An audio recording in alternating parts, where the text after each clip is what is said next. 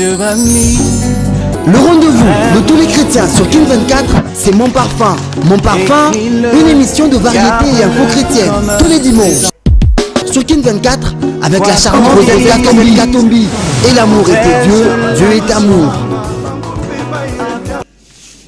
Mesdames et messieurs, bonjour et bienvenue dans votre émission Mon Parfum. Et je pense que vous êtes très nombreux branchés sur King 24 Télévision pour suivre cette grande magazine chrétienne. Et voilà, sur ce plateau, disons, nous avons comme invité le pasteur Dieudonné Mwanangoy à Missy, le responsable de l'église Tabernacle de la Moisson. Shalom pasteur, bonjour. Shalom, ma sœur Rosette. Nous sommes très heureux de vous avoir sur ce plateau. Merci beaucoup. Vous n'êtes pas venu seul, vous êtes accompagné de 3 frères. Shalom pasteur, shalom frère, shalom frère. Voilà. Vous avez le micro, hein? Une fois je vous pose des questions, il faut tenir bien le micro. Merci beaucoup. Voilà, pasteur, je rappelle tous les téléspectateurs que vous êtes responsable d'une église de message du temps de la fin, ici à Kinshasa.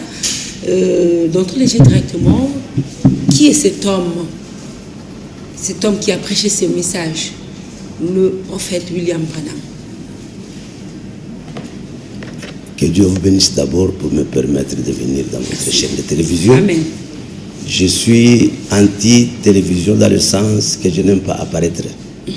Donc je préfère bien être dans l'anonymat. Voilà. Mais tu as tellement insisté. Merci. Et j'ai vu même dans tes questions que tu connaissais quelque chose du message de Branham. Merci beaucoup. Alors, comme tu me poses la question de savoir qui est le frère Branham, je ne te répondrai pas tout de suite par une réponse comme 1 + 1 égale 2. Non. Il faut que je retourne dans l'écriture, envie de te donner un peu la réponse avec une base de la parole de Dieu. Amen. Et si nous pouvons lire un peu dans Jean chapitre 1er, verset 19. Donc, Jean chapitre 1er, verset 19 nous dit: voici les témoignages de Jean. Lorsque les Juifs envoyèrent de Jérusalem des sacrificateurs et des Lévites pour lui demander: toi, qui es-tu? alors c'est comme ça que j'ai trouvé que la question que tu as demandée est semblable à la question que les pharisiens ont demandé à Jean-Baptiste. Ils connaissaient bien qu'il s'appelait Jean-Baptiste. Mais qui es-tu? Et cela ne voulait pas dire qu'il cherchait à connaître son nom. Non, il ne cherchait pas à connaître son nom, mais il voulait comprendre est-ce qu'il est dans quelle place dans les Écritures. Donc, il cherchait à connaître sa mission dans les Écritures. Alors, c'est comme ça que tu vas lire encore le verset 21 de ce même chapitre. Jean chapitre 1er, verset 21. Et ils lui demandèrent: quoi donc? Es-tu Élie? Et il dit: je ne le suis point. Es-tu le prophète? Et il répondit: non. Verset 22. Ils lui dirent alors: qui es-tu? Afin que nous donnions une réponse à ceux qui nous ont envoyés. Que dit-il de toi-même? Au sujet de son ministère. Donc, au sujet de sa position dans les Écritures. Là, il ne voulait pas connaître son nom. Donc, il connaissait déjà son nom. Et pas tout Israël connaissait qu'il s'appelait Jean-Baptiste. Mais le genre de cette question était de nature à chercher à comprendre. Donc, où est sa place dans les Écritures? Exact. Alors, si tu lis un peu verset 23, il va donner la réponse. Moi, dit-il, je suis la voix de celui qui crie dans le désert. Aplanissez le chemin du Seigneur, comme a dit Esaïe le prophète. Ah, ok. Maintenant, il vient de répondre à leurs questions. Toi, qui es-tu? Il dit: je suis la voix de celui qui crie dans le désert. C'est que Jean-Baptiste était Ésaïe 40, verset 3, faites chair. C'était une écriture rendue manifeste. C'était une parole de Dieu rendue manifeste. Donc, il était la voix de celui qui crie dans le désert. Il était le précurseur du Messie. Et tu Élie? Il dit que non, je ne suis pas Élie. est-ce que tu es l'un des prophètes? Il dit non, je ne suis pas le prophète. Effectivement, tu sais bien que Jean-Baptiste était un prophète. Mais quand tu lui poses la question de savoir, es-tu le prophète? Il a refusé. Parce que le prophète, c'est différent d'un prophète. C'est que le prophète, c'est celui que Moïse avait annoncé. Et le prophète que Moïse avait annoncé, c'était Jésus-Christ. Et là, c'est la vérité. Quand il montre que je ne suis pas le prophète, par la parole, on comprend qu'il n'est pas ce prophète-là qui a été prophétisé par Moïse. Mais il est le prophète d'Ésaïe 43. Il dit, je suis la voix de celui qui crie dans le désert. Es-tu Élie le prophète? Es-tu Élie? Il dit, non, je ne suis pas Élie. Or, quand nous allons lire ici, dans le livre de Luc, chapitre 1er, versets 5 à 7, parce que pour que nous puissions arriver à bien comprendre, il faut rentrer par l'écriture. Exact. Donc, Luc, chapitre 1er, versets 5 à 7. Du temps d'Hérode, roi de Judée, il y avait un sacrificateur nommé Zacharie, de la classe d'Abia. Sa femme était d'entre les filles d'Aaron. Elle s'appelait Élisabeth. Tous deux étaient justes devant Dieu, observant d'une manière irréprochable tous les commandements et toutes les ordonnances du Seigneur. Ils n'avaient point d'enfants, parce qu'Élisabeth était stérile et ils étaient l'un et l'autre avancés en âge. Ok, 13 à 17. Mais l'ange lui dit, ne crains point, Zacharie, car ta prière a été exaucée, ta femme Élisabeth t'enfantera un fils et tu lui donneras le nom de Jean. C'est ça le verset 13. Oui, tu continues jusqu'à 17. Oui. Il sera pour toi un sujet de joie et d'allégresse, et plusieurs se réjouiront de sa naissance. Car il sera grand devant le Seigneur, il ne boira ni vin, ni liqueur enivrante, il sera rempli de l'Esprit Saint, de le sein de sa mère. Il ramènera plusieurs des fils d'Israël au Seigneur leur Dieu. Il marchera devant Dieu avec l'esprit et la puissance d'Élie pour ramener le cœur des pères vers les enfants et les rebelles à la sagesse de juste, afin de préparer au Seigneur un peuple bien disposé.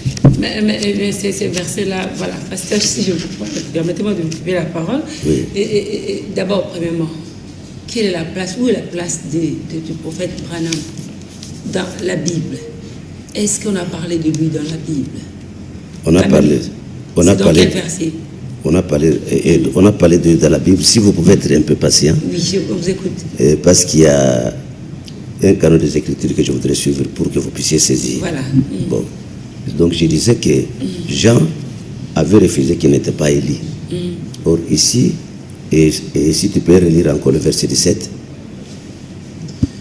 Il marchera devant Dieu avec l'esprit et la puissance d'Élie, pour ramener le cœur des pères vers les enfants et les rebelles à la sagesse de juste, afin de préparer au Seigneur un peuple bien disposé. Et c'est que Jean était Élie le prophète. Donc il avait l'esprit d'Élie en lui. Mais pourquoi a-t-il refusé qu'il n'était pas Élie? A-t-il menti? Donc je ne pense pas qu'il ait menti. Qu'est-ce qu'on peut comprendre par là? Écoutez ce que je vais répondre. C'est que il n'était pas l'Élie qui devrait venir en vue de rétablir toutes choses. Il était Élie, mais il n'était pas cet Élie-là qui devrait venir pour rétablir toutes choses. Et pour que vous compreniez bien, on va lire dans Matthieu chapitre 17.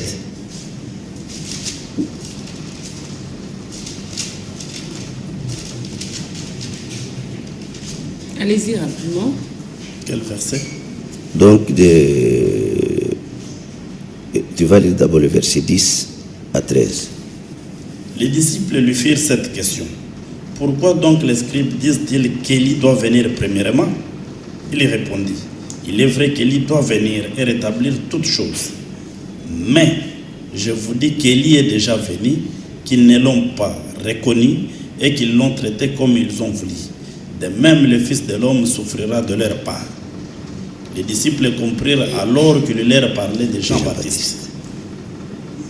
Là, les disciples avaient compris une partie de la réponse. Ils n'ont pas compris toute la réponse. Il est vrai qu'Élie doit venir en vue de rétablir toutes choses. Mais je vous dis qu'Élie est déjà venu. Mais ils ne l'ont pas reçu. Quand on nous dit que le prophète Branham est venu ramener les cœurs des enfants, mais ça c'est la mission de Jean-Baptiste. Ça c'est le cheminement. Et donc je suis en train d'aller là-bas. Donc je vois que tu connais quelque chose là-dessus. Donc Élie qui devrait venir, c'était celui-là qui devrait venir rétablir toutes choses. Voilà. Or Jean-Baptiste n'a pas rétabli toutes choses. Il était le précurseur du Messie. Écoutez maintenant. Et si nous revenons dans Matthieu chapitre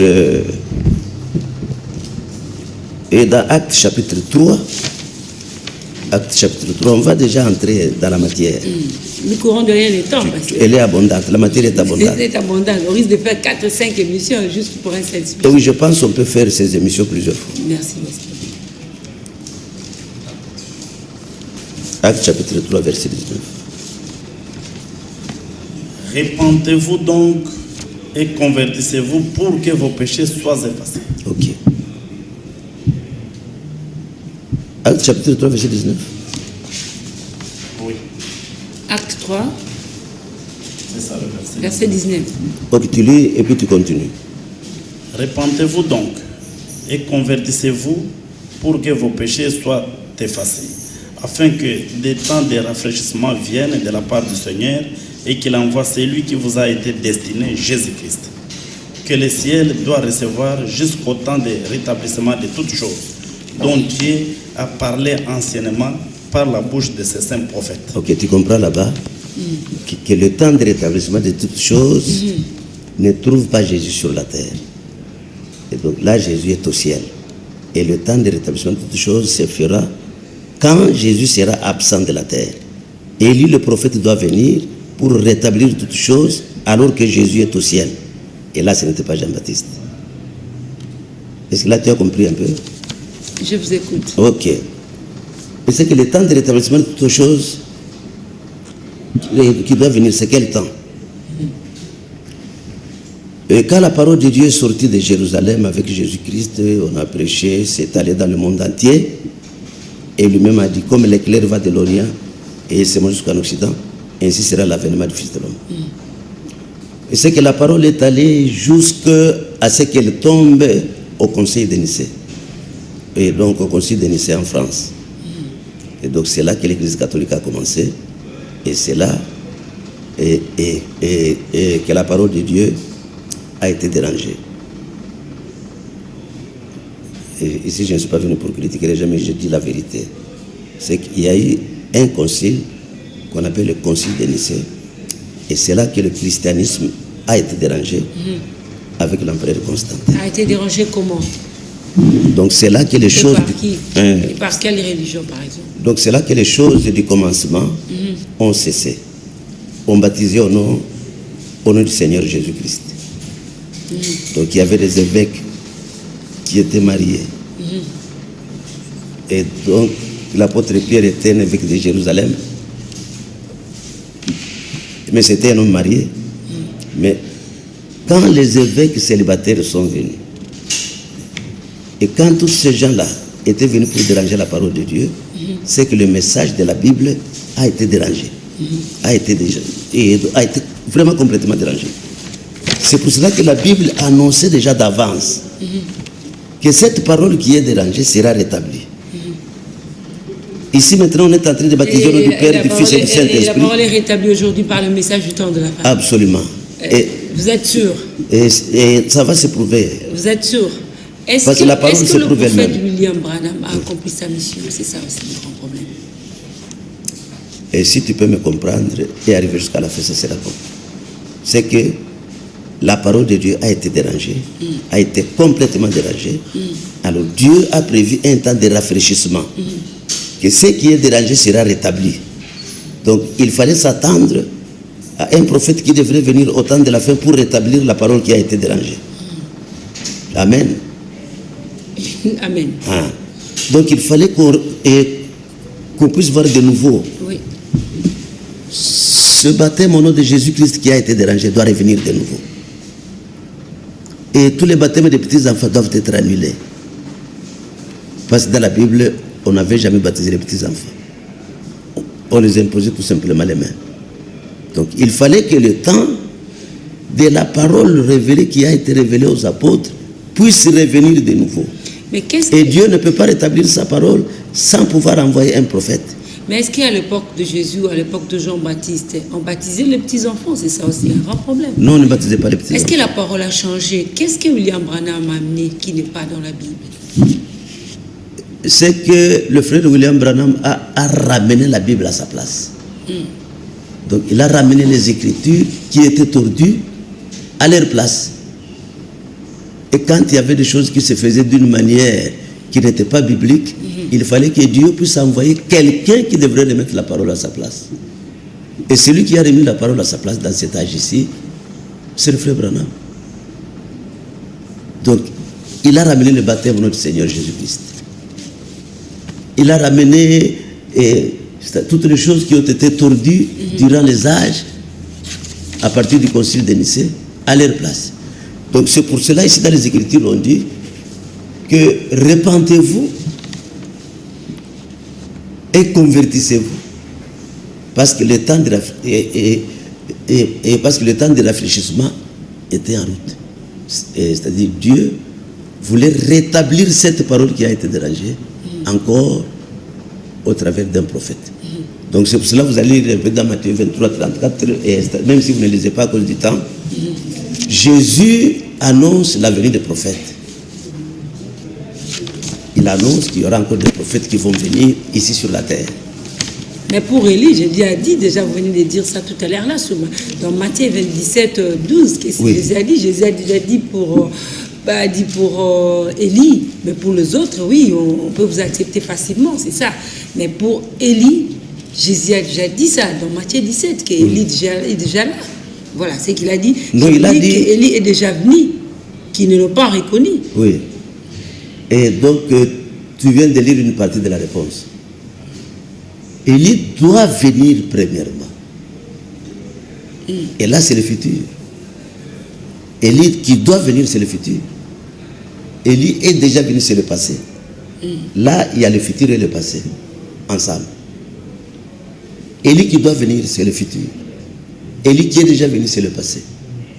Donc, Élie qui est déjà venu, qui était le passé, c'est Jean-Baptiste. Élie qui doit venir, qui est... Élie que Jésus est en train de parler ici, c'était qui, au fait?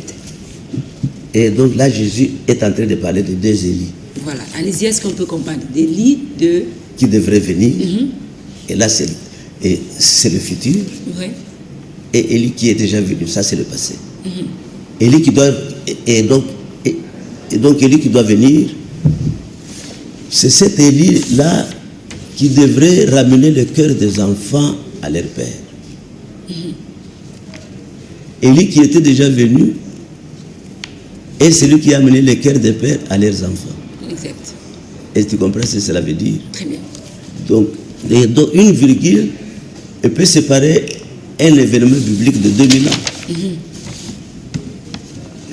Quand vous regardez un peu dans Malachie, chapitre 4, versets 5 à 6, vous allez voir ce qui est écrit là-bas.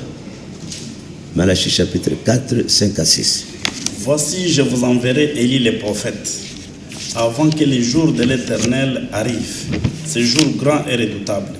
Il ramènera le cœur des pères à leurs enfants et le cœur des enfants à leurs pères, de peur que je ne vienne frapper les pays d'interdit. Est-ce que tu comprends là-bas?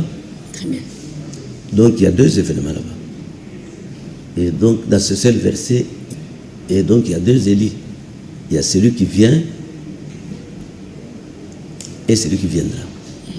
Parce que Élie qui était déjà venu, c'est celui qui a ramené le cœur des pères à leurs enfants. Et qui sont les pères et qui sont les enfants ici? Les pères étaient les pharisiens, étaient tous ces gens-là qui étaient dans la loi de Moïse. Et qui sont les enfants? C'est le groupe de Jésus avec ses apôtres. Donc il devrait amener le cœur de ces vieux-là à la croyance des enfants qui venaient de naître. Très bien. Pasteur, dites-nous, est-il important à un homme de croire, ou encore de croire à ce message de temps de la fin prêché par William Branham pour être sauvé? Le salut, c'est l'œuvre de Dieu. Et Dieu, pour sauver les gens, il a loti sa parole dans tous les âges. Et au temps de Noé, il fallait croire à Noé. Non, je peux croire même quelqu'un d'autre, vous ne serez pas sauvé. Dieu tient à son programme. Dieu a un programme. Et quand vous regardez dans le livre de Daniel, peut-être qu'on n'aura pas le temps de lire. Oui, donnez sa main de référence. Les gens qui nous suivent vont lire à la maison. Et quand vous regardez dans le livre de Daniel, dans Daniel chapitre 12 par exemple, vous allez voir que Daniel a vu certains phénomènes. Quand il voulait comprendre ces phénomènes, on lui a dit, tiens secrète ces paroles. Mais ces paroles seront connues au temps de la fin. C'est qu'il y a des paroles secrètes que Dieu s'est réservées pour sauver les gens au temps de la fin, mais qui étaient gardées secrètes. Et là, Daniel dit que tiens secrète ces paroles, Daniel. Ces paroles seront connues au temps de la fin. Ceux qui comprendront ces choses au temps de la fin, ils seront purifiés, ils seront blanchis et ils seront sauvés. Et ça, c'est Dieu lui-même qui parle.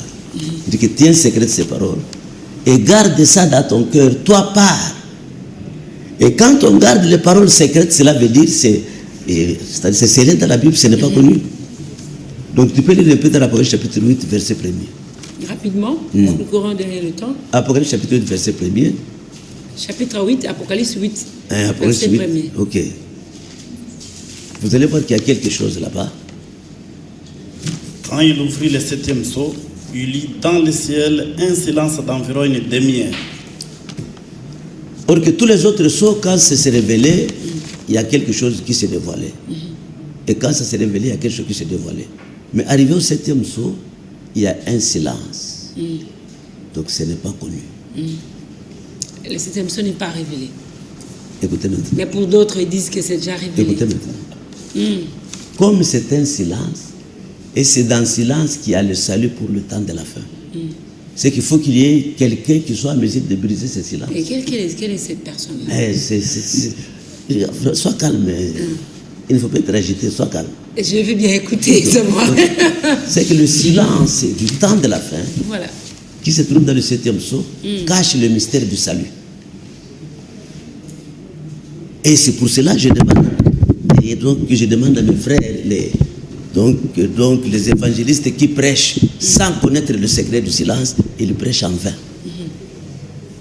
Parce que le salut du temps de la fin Mais il y a de vos frères, est caché. certains de vos frères aussi disent que le 7e sceau est révélé.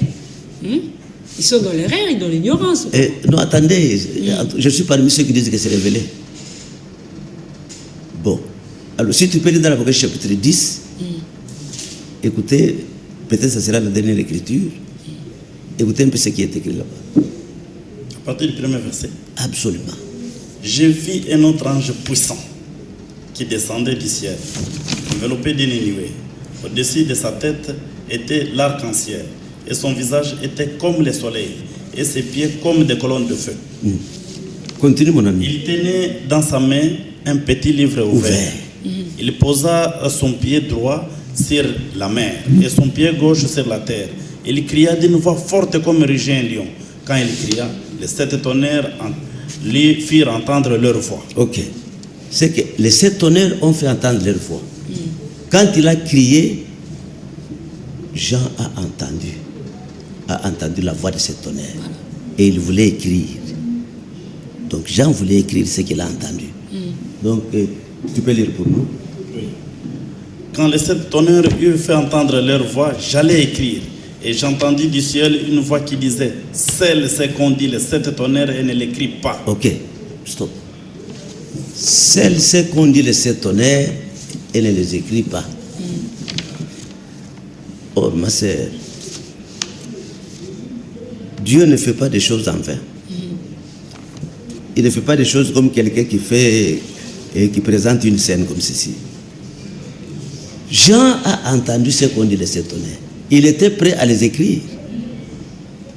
Mais une voix lui dit, il ne faut pas écrire ce que les tonnerres ont dit. Jean est mort avec ça dans son cœur. Tu peux continuer. Et l'ange que je voyais debout sur la mer et sur la terre leva sa main droite vers le ciel et jura par celui qui vit au siècle des siècles, qui a créé le ciel et les choses qui sont, la terre et les choses qui sont, et la mer et les choses qui sont, qu'il n'y aurait plus de temps. Mais, comme il l'a annoncé à ses serviteurs, les prophètes. Voilà, je pense que vous avez compris que le 7e sceau n'est pas révélé. Mesdames et messieurs, nous évoluons dans cette émission avec l'homme de Dieu. Non, on n'a pas dit ça. Allez-y, on vous écoute. C'est que je vois que tu ne m'as pas bien compris. Non, je vous avais compris là, quand l'ange, quand le Jean avait écouté, voilà, le son. Écoutez maintenant. Voilà. Et donc, il y a une promesse ici. Il y a une promesse. Ok. Voilà. Attendez. Alors, on peut écouter. Quand Jean a entendu et qu'il voulait écrire, une voix lui a interdit de ne pas écrire. Mais avec une promesse. Mais qu'au jour de la fin de cet image, oui. Mais qu'au jour de la fin de cet image, ce que Jean n'avait pas écrit là, et ce que Daniel n'avait pas compris là, sera connu au temps de la fin. Sera connu au temps de la fin.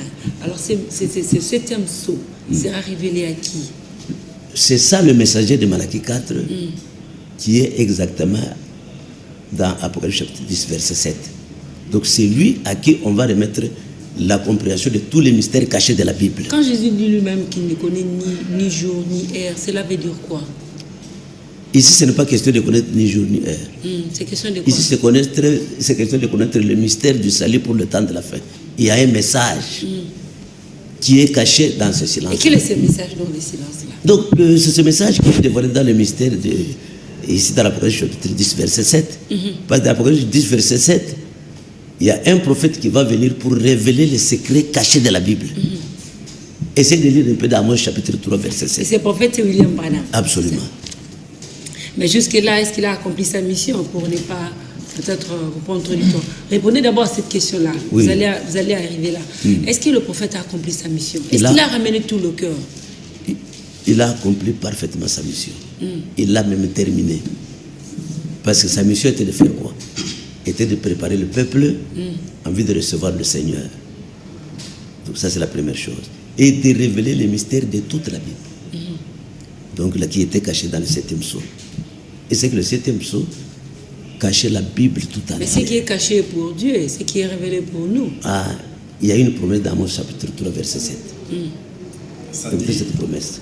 Car le Seigneur l'Éternel ne fait rien sans avoir révélé son secret à ses serviteurs, les prophètes. Or, quand vous regardez le silence du 7e sceau, est un silence qui doit se révéler par un message prophétique.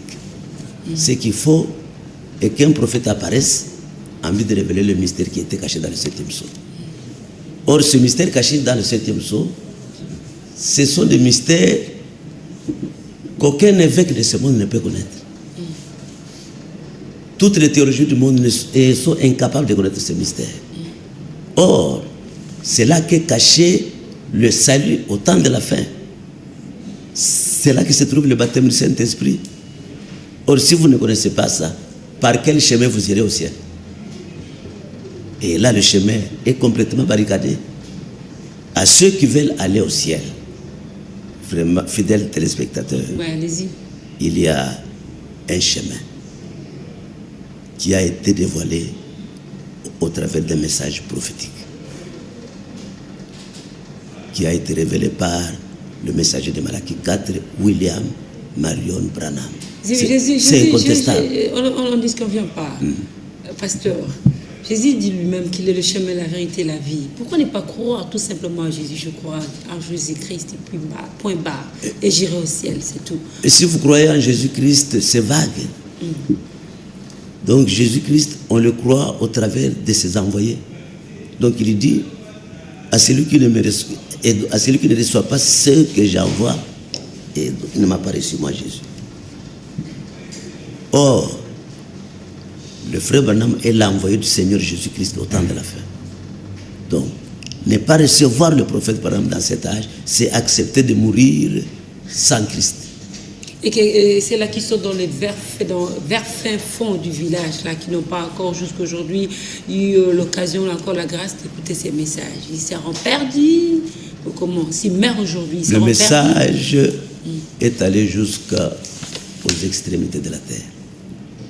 Donc c'est allé du côté des Esquimaux, là en Alaska. Donc ce message est dans tous les villages. Donc tous les prédestinés entendront ce message. Tous ceux qui vont accepter la mort gratuitement, ils rejetteront ce message. Et pour être sauvé donc la aujourd'hui, petite voix que je suis en train de donner ici, c'est aussi un jugement pour la ville de Kinshasa. Et pour être sauvé aujourd'hui, il faut nécessairement croire ces messages. Le temps de la fin. Au temps de la pierre, et donc au temps de Pierre, pour être sauvé, il fallait croire à Pierre, à Paul. Donc il faut croire à l'homme que Dieu a envoyé. Et si tu veux réellement être sauvé, recevez le message de Branham. Et vous allez voir que même votre vie va changer. Certains de vos frères disent que le prophète Branham est plus grand que Jésus-Christ, parce que lui, étant sur cette terre, il a pu quand même crier ou encore les écrire. Et que dites-vous par rapport à ça? Donc je ne suis pas responsable de leurs ignorances. Mais ça, c'est seulement l'ignorance. Jésus-Christ est au-delà de toute comparaison. Donc il n'y a personne qui peut se comparer à Jésus-Christ. Et lui-même nous a prévenu qu'il arrivera que nous ferons des œuvres plus que ce que lui a même à faire. Et cela ne veut pas dire que nous sommes plus que lui, non. Jésus-Christ a connu une naissance particulière. Aucun homme sur cette terre ne naîtra comme Jésus. Au-delà de tout ce que William Branham a fait sur cette terre, il y a des ceux-là aussi qui disent qu'il est Dieu. Le frère Branham n'est pas Dieu. Donc c'est un serviteur du Seigneur envoyé par Jésus-Christ. Et c'est pour cela que vous allez voir, même quand il parlait, il disait « Ainsi dit le Seigneur ». Mais Jésus ne disait pas comme ça, ne parlait pas comme ça. Il disait « En vérité, je vous le dis ». J'aime cet homme de Galilée. En vérité, je vous le dis. C'est quand même acclamé un peu du coup. C'est très bien. En vérité, je vous le dis. Donc cela lui faisait différent des autres prophètes. Il n'y a pas un prophète dans la Bible qui a parlé comme Jésus. En vérité. Même Branham ne parlait pas comme ça. Voilà. Parlez-nous un peu de la seconde venue. D'autres disent que Jésus est déjà venu, Jésus est déjà là. Et que dites-vous, pasteur Dieudonné Mwanango, Dieudonné Amissi Mwanango, je connais bien votre nom. Hein? Jésus-Christ, il va venir. Il ne faut pas être pressé. Il y reviendra. Le même Jésus qui est né du ventre de Marie, ayant les 5 cicatrices, le même Jésus va revenir tel qu'il est parti.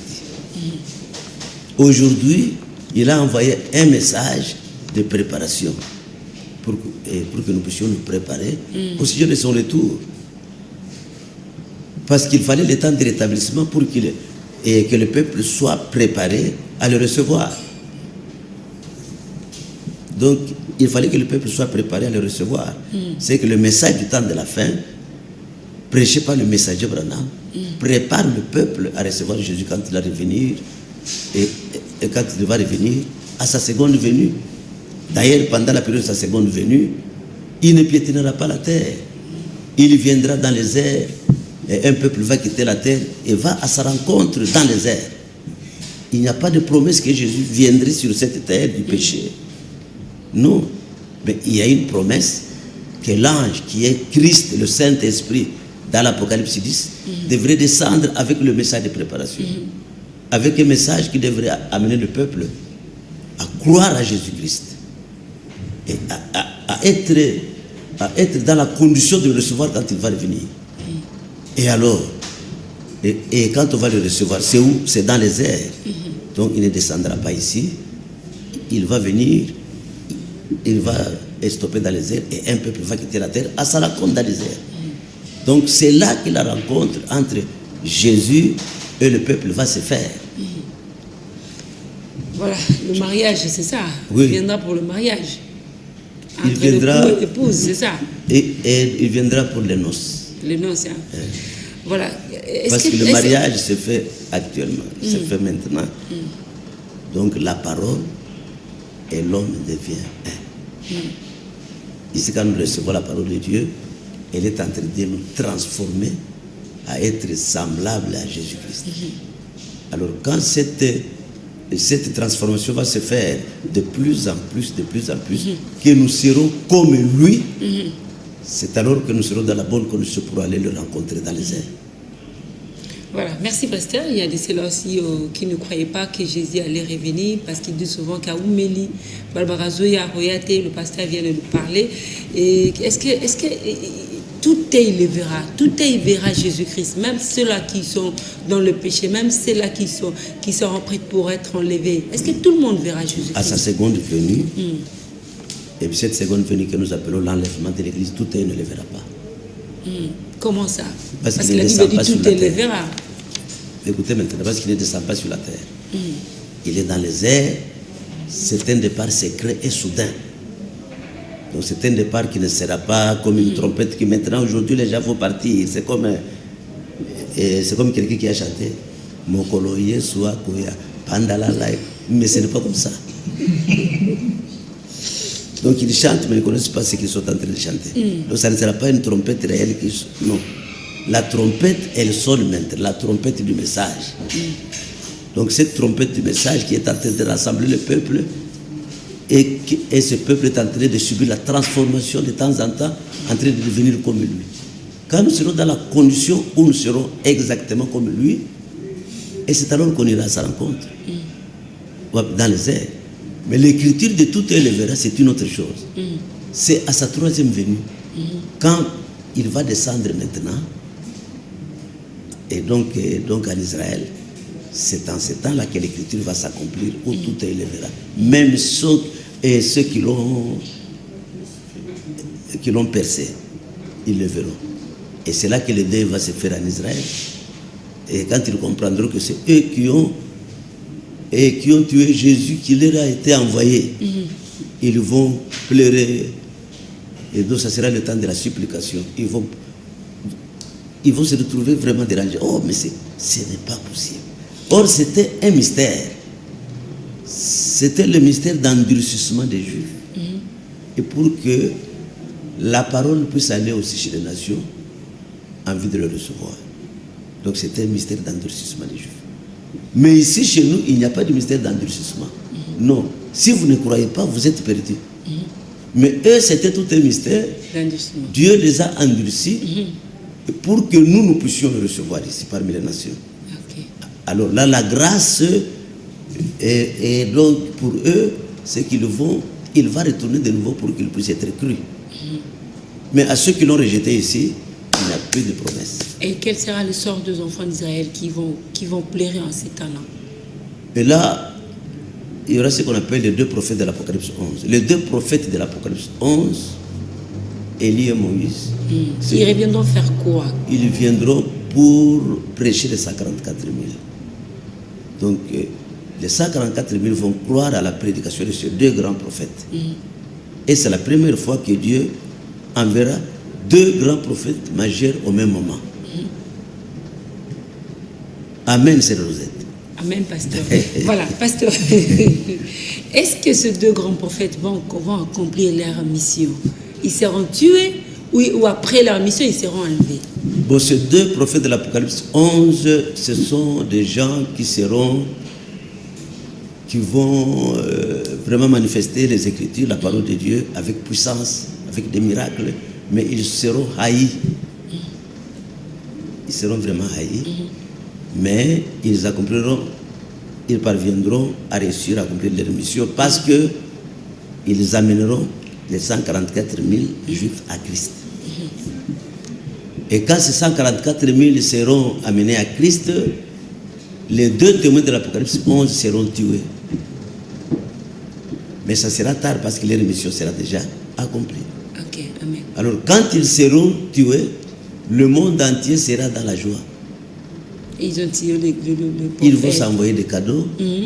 Ils vont se réjouir que ces deux personnes qui ont tracassé le monde sont parties. Mais le troisième jour, l'esprit de vie va entrer dans ces deux personnes. Ils vont se remettre sur l'air des pieds et seront enlevés. Donc c'est un événement qui se passera en direct. En direct. En direct. De tout le monde comme ça. De chacune 24. Merci, pasteur. Mais retournons un peu en arrière, là où Jésus a vu comment ça a fait le prophète Élie et Moïse. Est-ce qu'on peut savoir, parce que vous parlez tellement bien, vous avez la connaissance, le Saint-Esprit nous inspire des choses qui nous épatent aussi sur ce plateau. Pasteur, quel est le message ou pourquoi Élie et Moïse sont apparus à Jésus-Christ sur la montagne? Élie et Moïse sont apparus à Jésus-Christ sur la montagne de la transfiguration. Il faut terminer la chose. La montagne de la transfiguration. Exact. Alors sur cette montagne de la transfiguration, il y a eu deux représentations. Un prophète qui n'est pas passé par la mort, qui est allé vivre au ciel. Et un autre prophète qui est passé par la mort. Les deux groupes de gens donc seront avec Jésus. Qu'est-ce que cela veut dire? Il y a des gens ici dans ce plateau, peut-être, qui ne passeront pas par la mort. Et ont été représentés par Élie. Et il y a des gens peut-être dans ce plateau qui ont Christ en eux, mais qui passeront par la mort. Alors ces deux groupes de gens, à l'enlèvement de l'Église, ils seront debout. Ceux qui ne sont pas passés par la mort, ils subiront une transformation à partir de leurs cellules. Et puis ceux qui sont passés par la mort, ils vont revenir, ils ressusciteront premièrement. Maintenant, ces deux groupes de gens-là, ils seront enlevés à la rencontre du Seigneur dans les airs. Ça, c'est une version. Écoutez une autre version. Quand Élie et Moïse étaient à la montagne de la transfiguration avec Jésus, l'apôtre Pierre, l'apôtre Jean et l'apôtre Jacques étaient au bas de la montagne. Maintenant, quand l'apôtre Pierre a vu cette scène, il a dit: Seigneur, construisons 3 tentes ici. Donc, une pour Élie, une autre pour Moïse, exact, et une autre pour Jésus, qui était la grâce. Donc, une pour le prophète. Ah, c'est alors que la voix, Élie a quitté, et puis Moïse a quitté. C'était Jésus, celle qui était restée sur la montagne. Et la voix a dit: celui-ci est mon fils. Amen. Amen. Écoutez-le. Donc il faut écouter Jésus. Merci. Amen, pasteur. Nous sommes presque à la fin de cette émission. Merci à vous, pasteur, d'être venu dans cette émission. J'aimerais quand même donner 50 secondes à mes frères qui sont là. On commence par vous. Et vous avez quand même un petit mot à dire à tous les téléspectateurs qui nous ont suivis du début à la fin de l'émission. Bon, je n'ai pas vraiment... Tenez bien le micro. 30 secondes, oui. J'apprécie ce dont le pasteur vient de parler. Il a bien parlé parce que beaucoup de gens nous posent beaucoup de questions. Qui est Branham? C'est la question que vous avez posée. Mais la manière que le pasteur a répondu, j'ai vraiment apprécié cela. Merci. Car beaucoup de mes amis seront convaincus maintenant. Merci. Qui est Branham? Merci. Donnez le micro. 10 secondes. Allez-y. Merci beaucoup d'avoir été invité par vous dans ces studios. Donc Merci. Nous sommes tous vraiment très contents de ce que le prophète a dit. Merci. Parce que c'est la vérité. Merci beaucoup, frère. 5 secondes, vous d'ailleurs, vous Oui, n'avez pas merci de beaucoup. parler. Vous avez demandé qui est Branham, on vous a répondu. Aujourd'hui, Branham, c'est le chemin du salut pour le monde. Merci. Voilà, nous sommes arrivés pratiquement à la fin parce que vous donnez à Miss Ngoï de l'église Tabernacle de la Moisson. Vous avez 30 secondes pour finir. Juste un petit message par rapport à tous ces gens qui nous ont suivis et c'est là aussi qui ne croient pas. Vous avez 30 secondes tellement parce que nous sommes déjà à la fin. Ok, merci beaucoup. Je suis heureux d'être ici dans ce studio en cette journée. Je ne sais pas quelle date aujourd'hui. Le 2. Alors je crois que de tout mon cœur, c'est une très bonne chose que de demander qui est Frère Branham. Merci. Donc le Frère Branham est le prophète, le grand messager du temps de la fin. si vous voulez connaître ce qu'on appelle l'enlèvement de l'Église qui va arriver très bientôt, croyez à ce message, Maman Rosette. Amen. Je suis prêt à te baptiser dans le nom du Seigneur Jésus-Christ. Merci beaucoup, pasteur. Maintenant, nous saluons tous les fidèles de l'église Tabernacle de la Moisson. Merci à vous tous qui nous avez suivis du début à la fin, à l'hierarchie de Kin 24 télévision, à l'équipe technique, Eric Nembalemba, Jackie Thomas. Merci à vous tous et à tous les caméramans. Et meilleure bonne année à vous. Je pense que tu aussi si calé loté. Tu ressens un peu ma question, monsieur Etkale Belé. Merci. Ma question belé à Noël, automité. Voilà, vraiment. Merci tout. Photos on a les sous. Et portez-vous bien. Restez branchés sur Kin 24 télévision.